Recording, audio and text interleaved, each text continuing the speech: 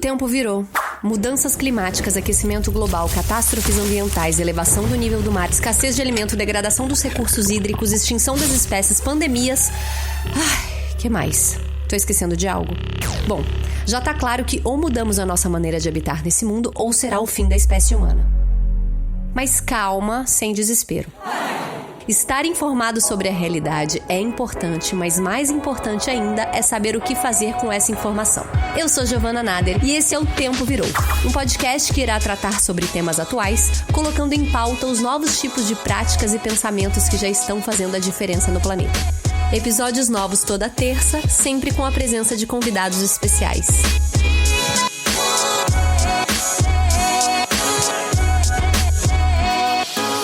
Oi, pessoal!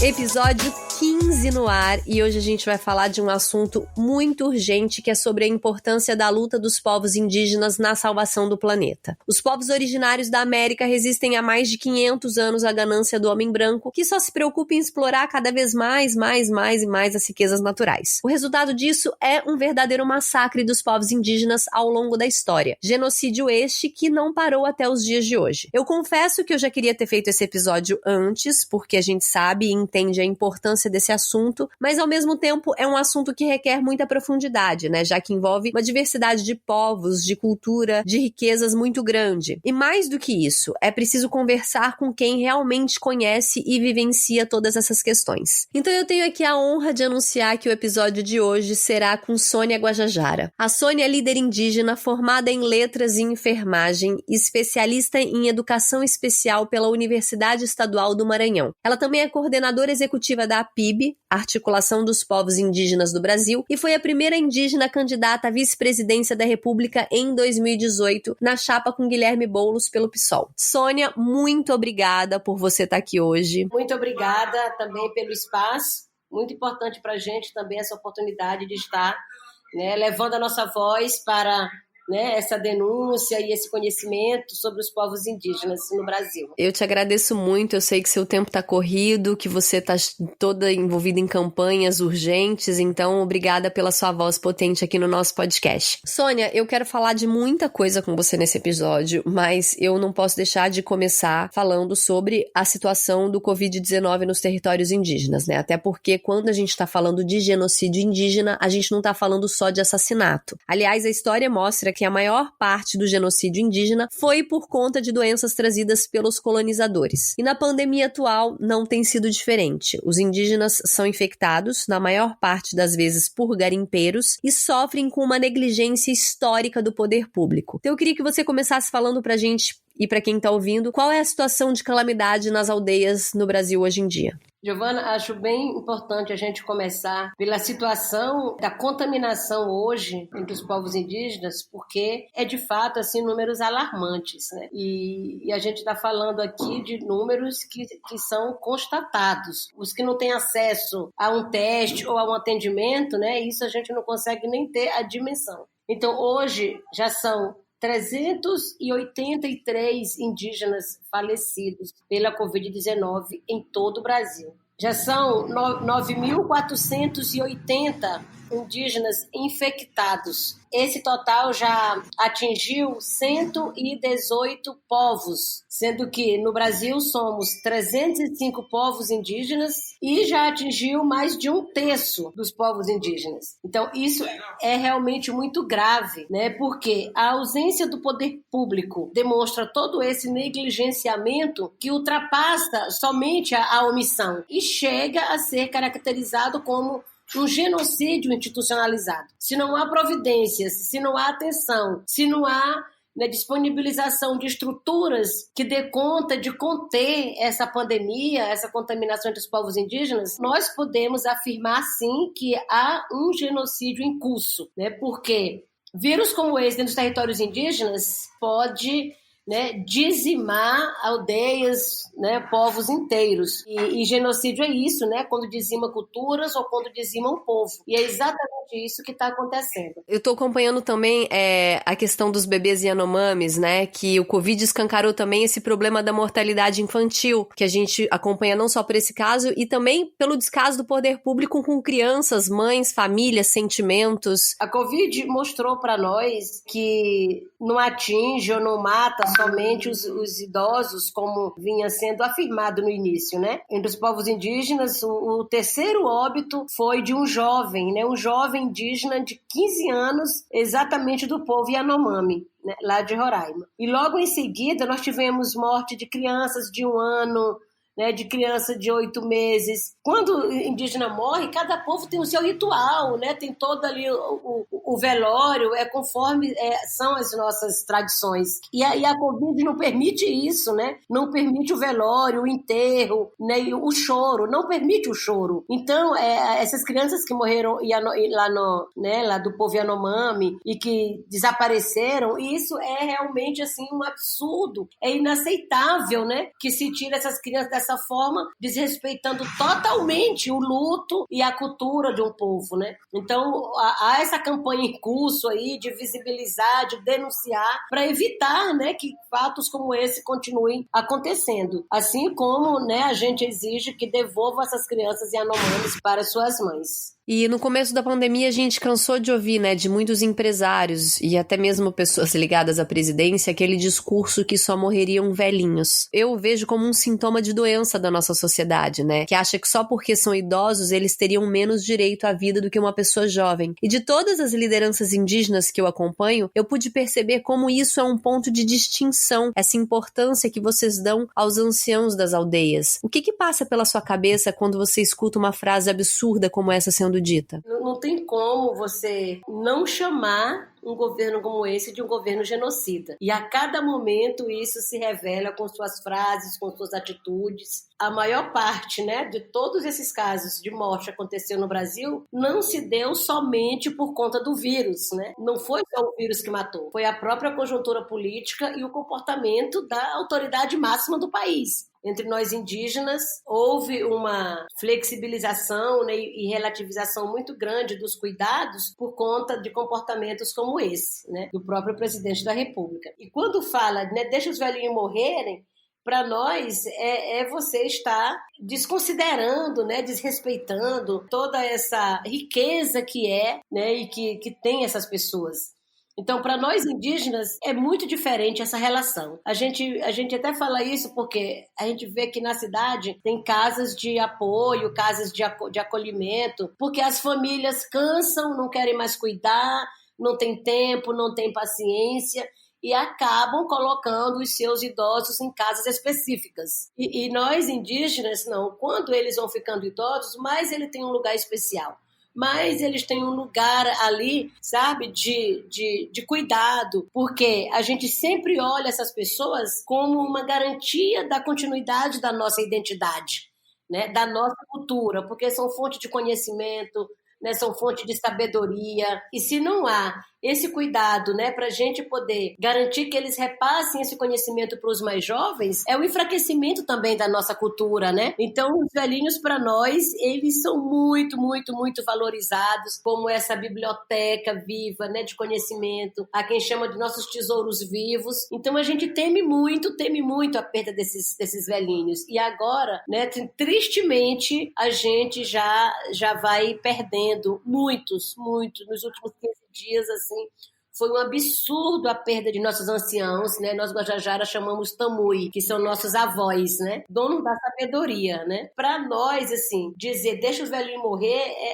no mínimo, uma afirmação, né, de autorização do genocídio. E, Sônia, agora falando sobre a PIB, que é a Articulação dos Povos Indígenas do Brasil, eu vi que recentemente vocês lançaram, né, um plano de emergência internacional, conectando vários povos indígenas ao redor do mundo, e que isso tem ganhado muita visibilidade. Conta um pouco pra gente como funciona esse movimento, como vocês têm buscado construir essas pontes com outros setores da sociedade. Bom, a PIB, Articulação dos Povos Indígenas do Brasil, né, é hoje, né, a maior é o maior movimento indígena dos povos indígenas, né? Aliás, é o maior movimento dos povos indígenas aqui no Brasil.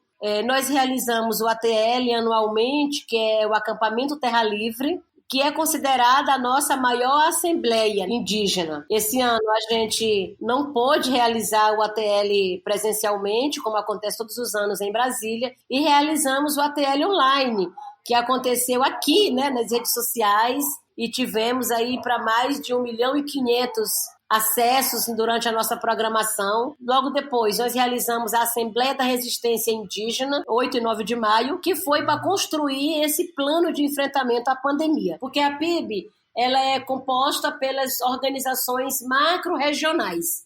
Na Amazônia, nós temos a COIAB, que é a Coordenação das Organizações Indígenas da Amazônia Brasileira. No Nordeste, nós temos a APOIME, que é a Articulação dos Povos Indígenas do Nordeste, Minas Gerais e Espírito Santo. No Sul, né, a Articulação dos Povos Indígenas do Sul, e assim vai. Nós temos 7 organizações macro-regionais que é base da PIB. Cada uma dessas organizações tem na sua área de abrangência as organizações estaduais ou micro-regionais, né, que compõem também a sua base. E cada uma das estaduais ou micro-regionais tem a sua base, que são as organizações locais. Dessa forma, a PIB consegue conectar todos os povos indígenas do Brasil em todos os estados. E agora, com o avanço da pandemia, fez-se muito necessário a gente tomar alguma medida que pudesse ter uma articulação maior, uma visibilidade maior para a gente instalar barreiras, né, barreiras sanitárias do avanço dessa contaminação. Então, a Assembleia da Resistência, que aconteceu no começo de maio, propôs a construção desse plano de enfrentamento. E passamos 45 dias aí trabalhando intensamente, foram 4 grupos de trabalhos, né, com participação diversa de indígenas, de especialistas da saúde, de pessoas da área da comunicação, ambientalistas, né, sanitaristas, enfim. A gente trabalhou 4 eixos temáticos, que foi, né, a emergência sanitária como um todo, né, a estrutura para atendimento, medidas judiciais e medidas legislativas, a nossa rede internacional e a comunicação. Dentro desses 4 eixos, a gente traz ali várias frentes de luta para articular apoios. E aí agora, 24 de junho, apresentamos esse plano para o nosso público aqui no Brasil, né? Nossa rede de apoiadores e lideranças indígenas. No dia 26, nós apresentamos este plano para a nossa rede internacional. Tanto o nacional como o internacional, a gente trouxe ali para uma plenária, né, 100 pessoas para conhecer o trabalho, né, que a gente está propondo. E aí agora, na segunda-feira, dia 29, nós lançamos esse plano Emergência Indígena, né, no âmbito da Frente Mista Parlamentar em Defesa dos Direitos dos Povos Indígenas no Congresso Nacional. Essa frente, que é liderada pela deputada Joênia Wapichana, né, a única mulher indígena eleita deputada federal. E nesse lançamento tivemos ali para mais de 400 pessoas diretamente participando da nossa plenária virtual, né, na nossa plataforma. E o intuito do lançamento é exatamente esse, né, tornar conhecido o plano, denunciar essa omissão do poder público e articular apoios tanto de doação de produtos, materiais para as áreas que a gente elencar, né, como urgentes, como também doação de apoios financeiros para que a gente possa realizar ações complementares, né, onde a CESAI não consegue chegar de forma, né, eficaz, como também realizar ações onde não chega nenhum tipo de atendimento. A nossa intenção não é assumir o lugar do Estado, até porque esse não é nosso papel, né, mas a gente quer pressionar o Estado brasileiro a assumir com responsabilidade,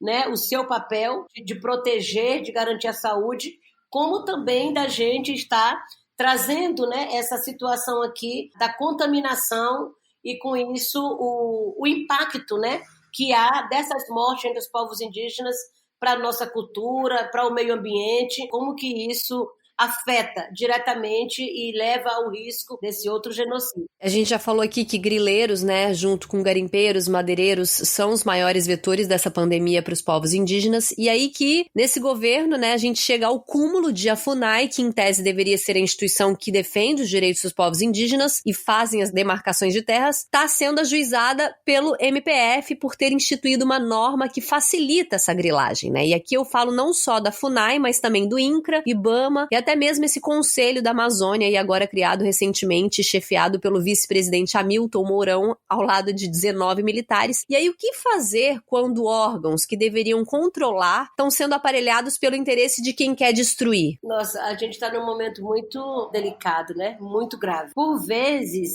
o movimento indígena defendeu a FUNAI, né, e lutou muito pelo fortalecimento do órgão. Por muitas vezes a gente trabalhou ali fazendo, né, discussão, construção de políticas da política indigenista de forma conjunta, né? E nós do movimento indígena sempre lutamos pelo fortalecimento da FUNAI. Só que chega um momento que a gente não pode mais trabalhar em conjunto, não pode mais lutar pelo fortalecimento, porque a FUNAI deixou de ser esse órgão que atende os interesses, né, e promove o direito dos povos indígenas e passou a ser esse órgão subserviente ao governo, né? Então não tem mais esse papel de um órgão de Estado, como deveria ser, né? E está ali totalmente aparelhado, inclusive, para adotar políticas totalmente anti-indígenas. É uma prática mesmo desse governo, porque tanto o presidente da FUNAI como o secretário da SESAI, né, da Secretaria Especial de Saúde Indígena, eles só falam com indígenas num tom intimidador, sabe, de ameaça. Então, ou é do jeito deles, aquilo tá certo, ou então, sabe, nada mais é possível. Então, é um momento realmente, assim, que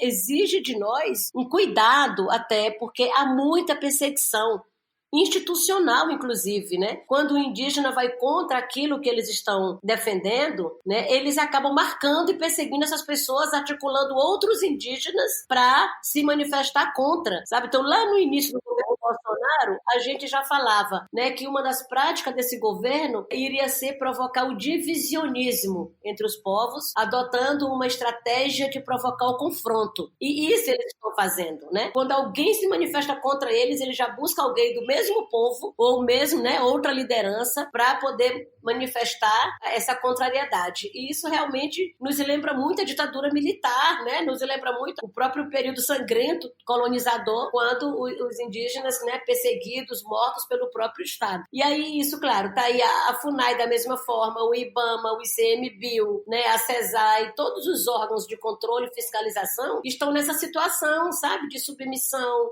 né, de subserviência. O próprio IBAMA, né, vocês viram bem o que aconteceu. Organizou uma operação para fiscalizar os territórios indígenas lá em Rondônia e fazer uma operação ali de retirar invasores de exploração ilegal de madeira, como também dos garimpeiros.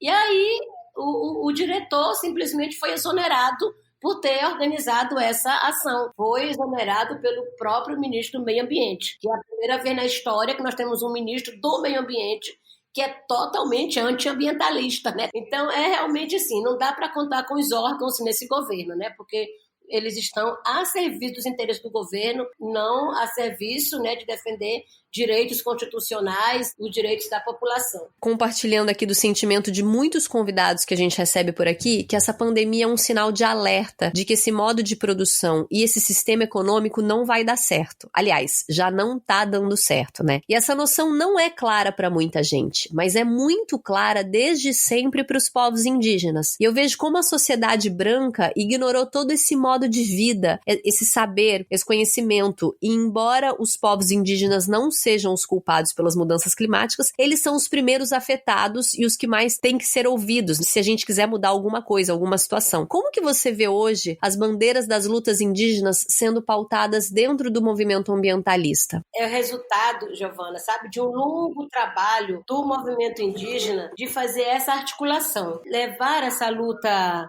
indígena e ambiental para além do nosso movimento, né? Para além de ser apenas uma responsabilidade nossa. Então a gente vê hoje, né, com muita esperança até que esse movimento possa ser ampliado cada vez mais, né? Por muito tempo nós indígenas estamos trazendo essas preocupações, trazendo, né, essa urgência que é lutar para a proteção do meio ambiente e também fazer com que as pessoas entendam, né, que a luta ambiental ela não pode acontecer dissociada da luta indígena, porque está muito conectada, né? Nós indígenas não conseguimos fazer uma luta só indígena sem trazer o meio ambiente. Então nós somos o próprio, né? Nós somos a própria natureza, somos a própria floresta, somos a água, somos, né, a terra, porque é exatamente em defesa da mãe terra que a gente faz a luta, porque é ela que garante o sustento e garante a vida, né? Então a nossa luta sempre foi nesse sentido, de proteger a mãe terra. E sempre denunciamos esse modelo predatório, né, econômico, esse modelo,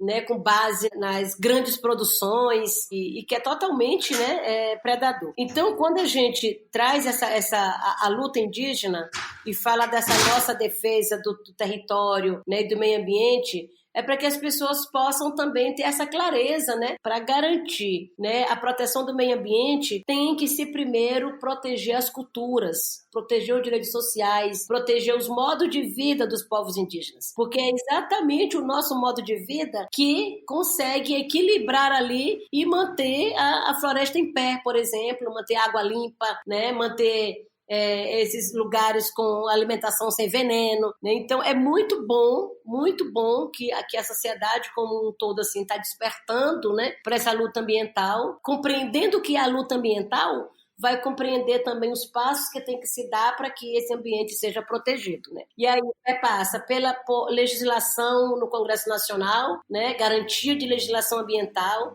que é uma luta que a gente faz constantemente ali, de acompanhar, né, no Congresso. Atualmente já são para mais de 200 medidas que tramitam ali, né, de flexibilizar a legislação ambiental, e o movimento indígena está ali, acompanhando, no pé, para evitar, né, que essas medidas sejam aprovadas. É muito válido que se aumente cada vez mais e que a gente possa chamar cada vez mais pessoas para a compreensão que a luta indígena, a luta ambiental é urgente. E pegando o gancho nessa última pergunta, o que você acha que os brancos ainda não aprenderam, mas deveriam aprender urgentemente com os povos indígenas? Essa relação com a Mãe Terra, e é preciso reconectar urgentemente, porque a Terra está gritando, grita outra vez, e quando ela grita é porque ela já está sangrando. Então é importante, né, que essa responsabilização também seja, né, tomada por todo mundo. Sônia, agora a gente vai para um quadro aqui no podcast que chama Biblioteca Ecológica, que é quando o nosso convidado, ele indica, pode ser pessoas, lideranças, movimentos, livros, filmes, qualquer coisa para o nosso ouvinte poder aumentar a sua consciência ambiental. O que você indica pra gente? Claro, nós temos muitos e muitos, né, canais, e hoje a internet possibilita que todo mundo tenha acesso, né, a informações. E aí eu quero só começar isso com uma frase assim, né, que nossos anciãos, né, nossos tamus já falam, que o mundo está cheio de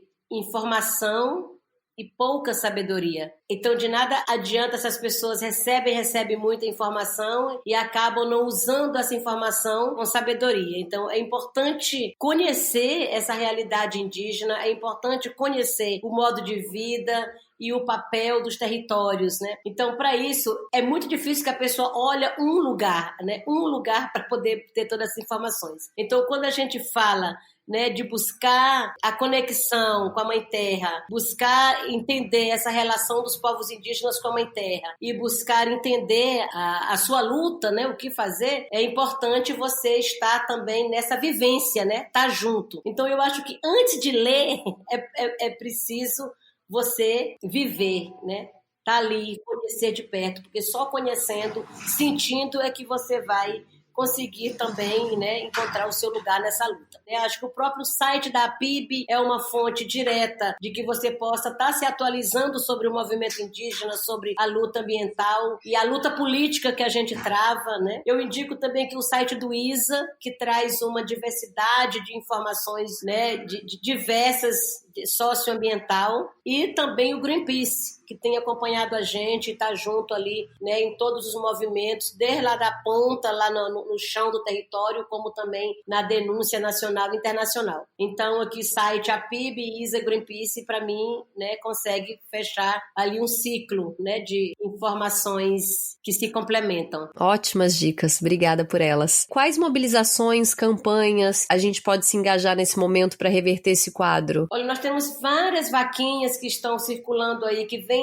diretamente dos territórios dos povos indígenas, né? Nós temos o site da Quarentena Indígena, né, que é o observatório que a gente criou, que está ali os dados do nosso comitê também diariamente, né? Temos a vaquinha da APIB, que está também no site da APIB e está ali na minha mini bio do meu Instagram também, né, que essa vaquinha é que está dando esse suporte geral, né, de materiais de higiene, de alimentação, de equipamentos para muitos territórios indígenas. Então, essa vaquinha APIB que está ali, né, é fundamental esse apoio. E agora nós estamos começando com o nosso plano de enfrentamento, né, o plano de emergência indígena, que também está ali disponibilizado às organizações que serão as executoras desse plano, no site da APIB. Então, o apoio ao plano de enfrentamento agora o plano emergência indígena é fundamental, que possa ser cada vez mais divulgado e possa ter mais adesão para a gente começar essa etapa de acompanhamento, né,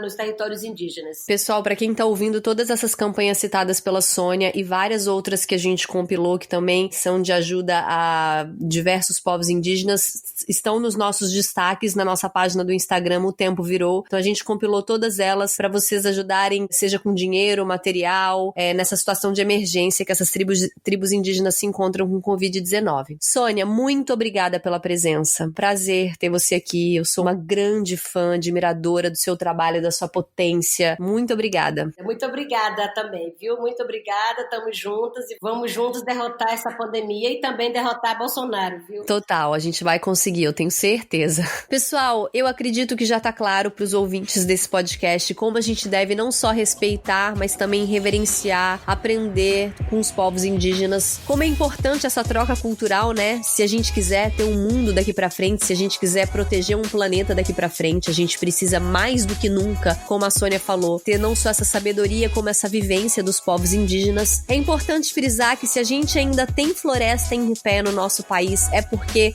temos esses povos cuidando e sendo os verdadeiros guardiãos da natureza. E por isso eu conto com você na divulgação desse episódio para que a gente possa ainda mais reverberar essa urgência, no apoio a todas as causas e campanhas que a gente anunciou por aqui. Muito obrigada e até a próxima terça.